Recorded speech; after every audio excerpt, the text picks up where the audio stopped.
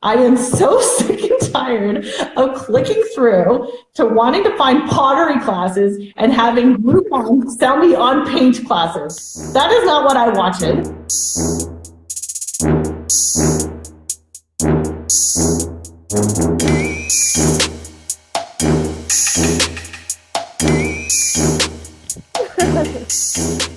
Hi everyone, welcome to Marketing Beet. Thanks so much for joining us today, and thanks for waiting the extra half an hour. I am one of your co-hosts, Beverley Theresa. I'm a social media strategist based in Edmonton, and this is my co-host. Hi, I'm Ameet. I'm the only online marketing agency that specializes in pay-per-click advertising. And today we are talking about 3 paid strategies corporate companies could use. Please tell us about some paid strategies that people can use. Yes, I will.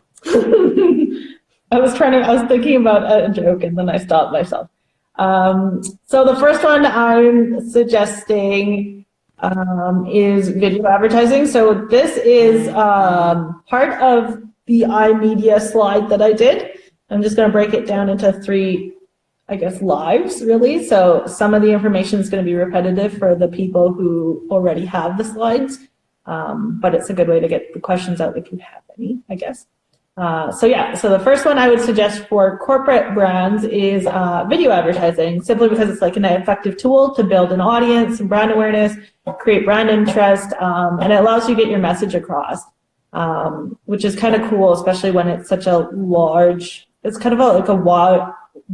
such a wide and qualitative audience. So you have that possibility of potentially going viral, which is kind of cool. 81% of video ads are actually seen at full retention, which is mind-boggling to me because I thought it was going to be because I'm like literally like skip, fuck this. But people are actually watching them. Studies are suggesting it time and time again. So there's definitely a great benefit in doing video advertising, especially with attention rates actually dropping quite a bit. It's a good way to kind of capture somebody's interest without hopefully being too intrusive.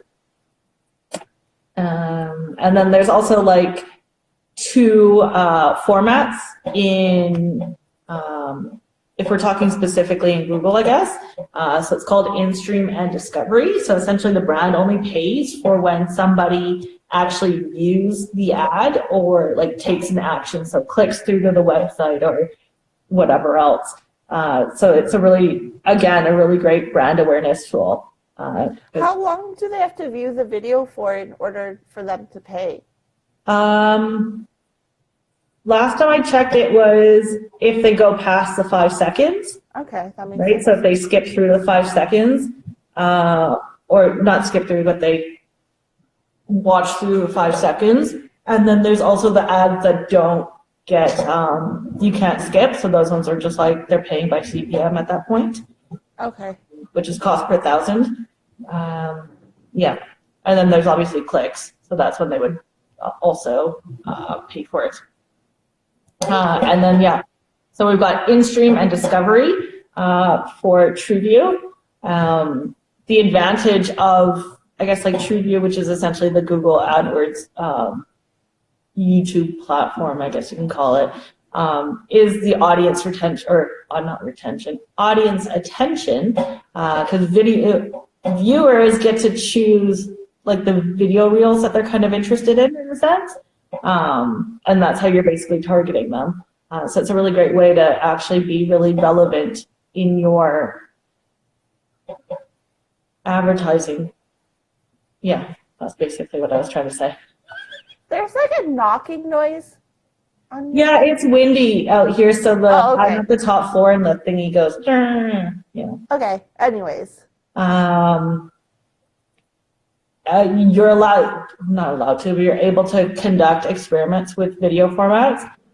So you can do like educational videos, demo of the product, showing the product like live, maybe even testimonials and stuff like that. So the options are kind of really endless, and you can kind of test whatever you want, which is really freaking great. And there's really no limit. The reach is wide, and not only does the ads show up on YouTube, they show up in the Google network, on laptops, smartphones, tablets. I think TV now, they've transitioned some of the TV stuff. They're working on moving shit into TV. So you can actually measure conversions off of that as well now, which is interesting. I don't know how effective it'll be, but interesting. And sorry, I have to think for a second. No, thinking is not. Stop. My hair just keeps getting a bump in it. Anyway, sorry. Sorry, I'm trying to, I don't know what I'm doing. I mean, in presenting, I am so bad at this sometimes. Yeah, so the ads in themselves, if we're looking at like in-stream ads, those are the ones that we're talking about, those with the 5-second bumper essentially. So those ads could show up at the start, in the middle, or at the end of a YouTube video being watched. It just kind of really depends on where, I guess, Google really places it. But those are also the options. So you can skip the ad after 5 seconds after it begins. So those are in-stream ads. I feel like I'm being so bad right now. The other one is the discovery ads. So those ones are they kind of look like search results on the side of YouTube. Or actually, you know what? I'm going to show you because I can flip my screen, can't I? I sure can. Oh, there you go. Yeah. This makes me feel better because I was like trying to figure it out and then I quit it. So these are in-stream ads, right? So we've got that button over here where you would skip after the 5 seconds. And then we've got discovery where you can actually create like a whole ad, like it'll look like a paid ad or paid search ad kind of. So the results show up obviously in YouTube, but in the results page essentially. So it's like a sponsored post in a sense. Then let me know if I'm skipping ahead, but I do have one question. Go for it. Are those ads where you can't skip them? Are those more expensive? It depends on the market and the competition, so it's hard to say. You're basically paying by impression. So you are essentially buying 1,000 impressions at a time, in a sense. Okay. So when you're looking at it on that front, then the cost is technically higher, but it's not technically higher actually. It's just that one lump sum is going to be higher than a CPC model, right? So no, that makes sense. Okay. Yeah. Oh yeah, and then the what I'm going to call sponsored posts for the discovery side, they'll be shown in like a list of like similar videos. So they're kind of disguised into a certain degree, just like how Google has the search engine where it's paid ads and then it goes organic, and some people can't tell the difference for whatever reason. It's essentially the same theory behind discovery ads, where you're just kind of placing it in similar videos, and you just go in and usually you go for the first one, so people will click through and take a look at your ad, and that's when you pay for it, right? And it also works on mobile as well. So this is how it would look. So sometimes it'll look like that. Sometimes it would be underneath the video, and then sometimes it's just like in between stuff. Yeah, that makes sense. And then there's also, there's something called bumper ads. So those are the ones that you can't skip through. So those are 6 seconds, right? So after the 6 seconds, you just go straight to the video that you're looking at. And the brand who pays for the bumper ads is just paying for like the view. So they're essentially paying per 1,000 at this point. And don't have the option to click through. So it increases brand awareness. It also increases your reach. Yeah, that's basically it for video. That's One of awesome. these days I'll get better at this, I swear. Can we talk about the display network? Yes, I love the display network. It's so much fun. It's like it's another really great way to increase brand awareness and cover like a wide market with visuals. You can also do that with like obviously a video campaign. It's just more or less of like hitting all the places versus just random ones, really. And these corporate strategies are more for like brands that actually have a ton of money.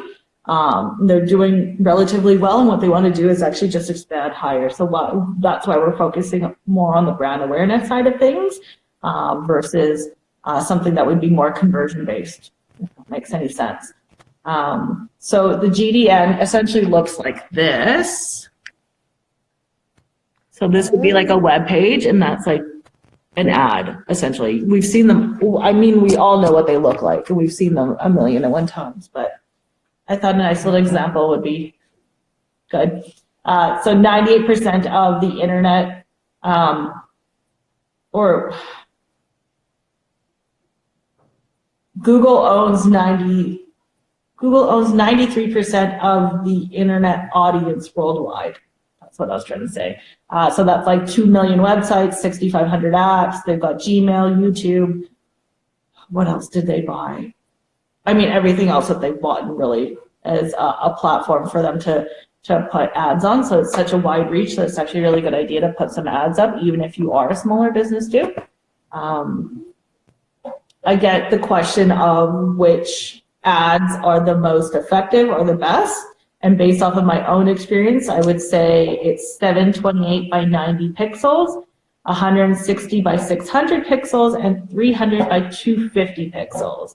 And then what I usually do is maybe try to add in like a text ad as well into a display campaign just to hit all those places that we want to. But now with responsive ads, what you do is you essentially are able to upload 5 logos and 15 like marketing material images, put in your text or whatever you want, and essentially what Google does is that it'll fit that ad in any space that isn't taken up by any other display ads that you have. So if you only have the 3 sizes that I'm suggesting, if you create a responsive ad, it'll actually just fit into whatever size that we need it to go into. It's really pretty freaking cool. I'm still conducting research on it, like to figure out if it's actually really cool, but eventually at one point we'll do a talk about that too. Because I think it's pretty nifty. Yeah, I'm like really like jazzed about it because it's like actually quite a cool thing that they did. For targeting wise, you're able to target with so many ways. And I feel like not a lot of brands are using display to its maximum. A lot of them we could do like keyword targeting, but I always like to put an extra layer on top of keyword targeting. Just because if I put SUV down as like a word that I want to target, any Joe Schmo who wrote about SUVs in their fucking blog post is now a contender. And they might be a horrible media company like Rebel. And now our ads show up on Rebel Media, and that's not what we want. So what I love to do is like layer things in. So what I'll do is maybe if we're really keen on doing keyword targeting, maybe I'll put in like some placement targeting as well, where it's like this word and these websites, or this word and these type of interests. So I want them to like gardening and they're ready to buy a home or something like that. And then you can layer it even further with demographic targeting, with, our target audience is female from 25 to 34 or something. We can narrow that down. The one thing that we do need to remember on the demographic side is that the only information that they have on that front is only from Chrome users. So they don't know if you're on Firefox or Internet Explorer or Safari or whatever. So make sure that sometimes you tick off that unknown just to make sure that you're actually getting across to other browsers. And then there's also something called audience targeting, and this one's my favorite because you can do some really cool shit with it, right? So there's also the fact that you have remarketing within audience targeting, but you can also find users that are in market. So if we're using like a car, we can find someone who's looking for a car, and we can even get as narrow as the specific brand that they're looking for. Cool. If we really want to get to that user in that phase, that they're kind of more in the decision phase and less on the discovery phase. And there's different ways to do remarketing. You can do like delayed time, you can do sequential, you can do like an upsell. And I think a lot of people right now, well, not a lot, but more, at least the accounts that I've taken over, they more or less want to use retargeting as somebody came to my site and now we want to target them right away. And sometimes that's not the best option. Sometimes waiting 3-4 days before that retargeting hits them is a good idea. Sometimes hitting them with the same ad for 2 weeks and then flipping it and doing something else with it is a great idea. Sometimes if they bought shoes and I want to sell them the matching hoodie, that would be the opportunity to do so. So it's really cool. And you can do like similar lists as well. So you can say, hey, Google, we have a remarketing list of 1,000 people. These are people that came to our site. Can you find people like them? And you can do that as well. So it's kind of like a lookalike in Facebook as well. And my favorite is custom affinity audiences, because you can actually target competitors in a sense. Yes. So say like I wanted to do remarketing for the agency, I could take every agency in Edmonton, put their email or not their email, their web addresses into Google and be like, these are my competitors. These are the people viewing their websites are the people that I want to target. And now all of a sudden the people who are looking at XYZ agency in Sherwood Park are now being redirected to me, which is fantastic, especially if they're in that phase of making that decision. Now they've got an extra option. So making sure that you actually fully utilize display advertising and not just for the remarketing or for just the interest is a really great way to get in front of more users, really. And the last one is, yeah, it's a good one, right? The last one is search advertising, which shouldn't come as a shock to anyone. So it's a really effective tool because it actually works really well with YouTube and it also works really well with display. Because essentially what we're doing with YouTube and with display is creating awareness and widening out reach. But with search, what we want to do is bring those people back and actually like convert them in a sense, right? So it's a little bit of a multi-phase. Sometimes I'll start with like YouTube stuff because I know that even though they're watching the ads, they're probably not actively watching the ads. And then what I like to do is trickle them into a display campaign because now I know that they might be a little bit more focused. And then after that point, then we do a search campaign, which would hopefully bring them back in. And if not, then we send them back into display, retarget them again, which is a nice little path I quite enjoy. It's so cute how excited you get over this. I love what I do. So these are basically what ads look like, if you guys don't know. So I put pay-per-click advertising Edmonton, and Search Kings out in Toronto decided that they wanted to bid on this, but okay. And then another agency out here. So you're essentially just looking for that ad. They're becoming a bit more discreet as time goes by and the more updates they put up. So it's always something just to be very cautious of. So the way that I set up campaigns for the most part is I'll do a branded campaign, a competitor's campaign. No, I don't always do a competitor's campaign. It depends.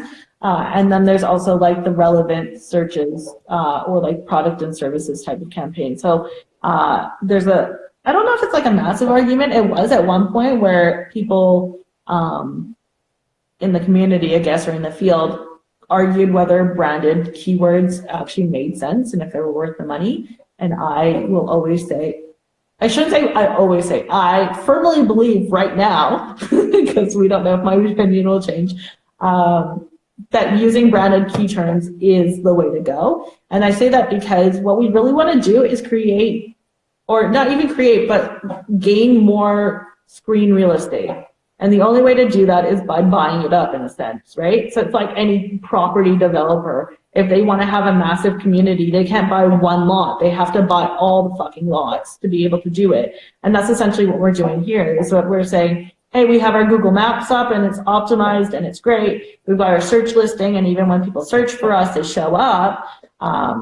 But they may not always click. They might keep on scrolling, and that's the problem. So we stop them by having that ad up, because now we have the ad, we have search listing, and then we have Google Maps, and now it's all us, and they know that we are literally the only option at this point, right? And that's basically all you want them to do. You don't want them to think of someone else. You want them to come back to you. So I'm always going to be a big fan of bidding on branded key terms, and studies have suggested time and time again that even if you take off like a branded campaign and say you're getting, let's say 100 leads a month off of that branded campaign, you go, you know what, I don't want to do it anymore. I don't want to spend the money. I think you end up losing, I think it was 52% of those leads, because organic won't make it up for you. Organic is just literally there, that it's not going to do anything. Don't quote me on the 52%. I think it's 52%. Yeah, so it's definitely important to be bidding on your brand name. And this is also a great way to get ahead of competitors as well, who might want to bid on your name as well, right? So in that case, what you're doing is driving up the CPC, which was something that we were talking about with Ryan during one of our lives way back in the day. And it's just, you're driving up the CPC. So the more, the better your ads are, and the more your ads are there, the more your competitor has to pay for that click. And if they're going to take leads away from you or clicks away from you, you might as well make them pay top dollar at this point. Yeah, that makes sense. So I love the idea. But then in the flip side, if you do a competitor campaign, you're basically expecting the same thing to happen to you. And I only suggest competitor campaigns if it's like a super, super, super competitive market, and that you really, and it's like a high value product as well. Otherwise, I don't really think it's worth the clicks, but it depends on your business really at the end of the day. And then obviously creating a generic campaign around your services and your products is always a good idea, because obviously if somebody's not going to search for you by name if they don't know you. So you want to make sure that, PPC services shows up as AKMI and not Beverley Theresa or something. She was like, ooh. So the metrics that I think matter in terms of search advertising are cost per click, click-through rate, and conversion rate. And if anybody else tells you otherwise, they are wrong. Yeah, girl. And 5 minutes left. Oh, okay. I think we're almost done. So I think the reason why I say these three are like the metrics to be watching for is that cost per click, if it goes higher and if it goes lower, then you know how your campaigns are holding up, right? Cost per click is highly tied to quality score, and what we want is a higher quality score. So the higher the quality score, the less money we have to pay. But also the higher quality score, the better experience for the user, which means that our conversion rates are going to go higher as well. So all of it kind of works together. And the same thing with CTR. If it's a low CTR, which I think most people look at, I think Kirk said about 1%. If it's less than 1%, he gets rid of the keyword. I'm about the same. It really depends on the keyword in itself and the search volume for me. But if it's less than 1%, get rid of it, because really at the end of the day, what's happening is that it's telling you that either the keyword is not relevant for your business, or it's telling you that the ad that you created for that keyword is not relevant. So at the very least, if you see a low CTR, what you should do is go back into your campaign, rewrite the ads, and keep on testing. And if it keeps on failing, get rid of it. There is literally no point for it. The market is showing you that they don't want it. There is no other reason to do so. And then conversion rate is also, I mean, who the fuck doesn't want to know their conversion rate? And that's just basically tied to the landing page, really, in the sense. So if you see a campaign with, or like an ad group with a lower than average conversion rate, I would look at the landing page first and try to optimize that. So all three of these, they're all tied together. They all make a difference within each other, but they also are so significant. And they actually, if you see a drop or if you see a spike, it tells you exactly where you need to go look versus you actually trying to figure it out on your own. So if you sit there and you're looking at impressions, or if you're looking at clicks and you're going, oh, my impressions are down, nobody fucking cares. Like, that doesn't matter. People aren't searching. What are you going to do about that? But if your CTR is down, that means people are seeing everything, but they're not clicking through, which means that you're the problem, not them. You're the problem. Really, at the end of the day, Google sees it that way. We're the issue. It's never going to be the user. It's always us. Yeah. So we have to be proactive with everything we do. Then especially if you're managing your own accounts and you're not necessarily somebody who's a seasoned vet, you're going to be bombarded with a bunch of numbers and you're not going to know which numbers to actually follow. So I think these three are probably the best to go look at and just sit there and monitor them. And if they start to decline, then you know exactly where to go. I like that. Well, thank you. 2 minutes. 2 minutes. Okay, so I'm going to do adaptive ads, my new favorite. I haven't fully adopted them all across my accounts yet, but I will. So it's essentially, it takes machine learning and helps adapt ads and create them for you. So essentially what you do is you create up to, I think it's 15 headlines and 4 description lines, and it'll test which ones work the best.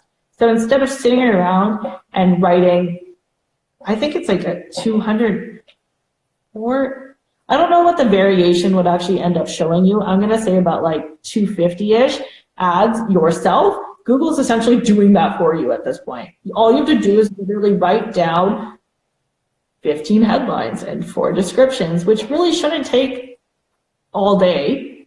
And all of a sudden, you've got so many ads at your disposal. And at this point, all you have to do is literally just go through them and figure out which ones aren't working. So it's a really great way for Google to use machine learning, but it's also a really great way for us to use it as well. And very last moment, or very last thing, right at 11:30, is make sure your fucking landing page is relevant to the search. It needs to provide a solution to the question the user is asking. I am so sick and tired of clicking through to wanting to find pottery classes and having Groupon sell me on paint classes. That is not what I wanted. I want fucking pottery classes. So if you think that you want to sell a car that's a 2016 Nissan and you're going to drop a user on a 2013 Nissan, that person ain't going to be happy. They're going to be very, very, very, very angry.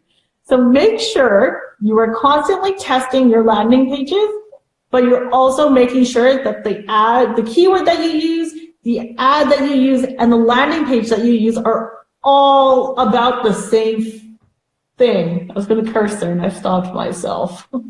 Self-control. Are you sure? But yeah, that's basically my ending of that. It's just, you're going to increase your bounce rate, which is only going to negatively affect, 1, your website, and 2, your ads. And your conversion rates are not going to be anything because nobody's going to want to convert, and you're going to be spending money and you're not going to know why. And it's because you just didn't choose the right landing page. So choose the right landing page. On that note, we're going to end it off here. Next week, we're going to talk about planning your social media content ahead of time so you don't actually have to rush and like be sad that you forgot to post about something. So I'm going to show you how to do probably like 2 or 3 months ahead in advance, and I'll show some examples. I'll show you what I use, even though I'm really terrible at it for my own stuff, but I'll show you what I use for clients. And then if you want to catch a replay of this, like if you're just joining us near the end of this video, you can learn about all 3 corporate paid strategies from Ameet on YouTube, which will be posted on next Tuesday.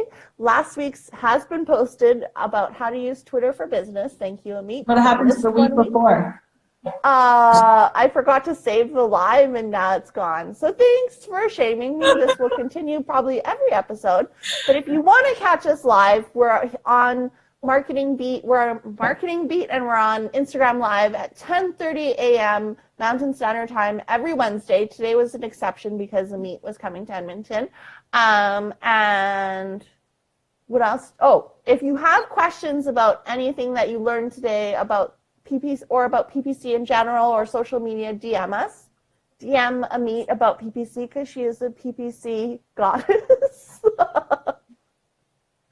And do you have any? Oh, subscribe. Ameet has her new website up, so go to ameetkhabra.com and then subscribe to her newsletter. Like, I got one of the newsletter mail out things she sent out, and I was like, damn, I learned a lot about PPC.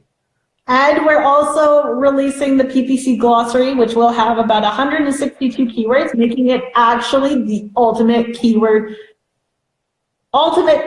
glossary out there right now. So I'm quite proud of that. So sign up to get that, because I think we're going to try to get that out for next week. I'm going to release my own, and it's going to be 165. You can try. Just kidding. I'll just copy and paste yours and then just make up terms. So yeah, Amanda, make sure yes, that you let's hang subscribe. out. Sorry, she said let's hang out. I know. Let's do a friend date. The three of us. I don't want to hang out. You guys can hang out because I don't want to hang out with her. Yeah, you do. Okay, anyways, I do. That was kind of the end on my side. Sign up for the newsletter. Sign up for the PPC glossary. Those are two separate newsletters, unfortunately. Join us next week. How to plan social content.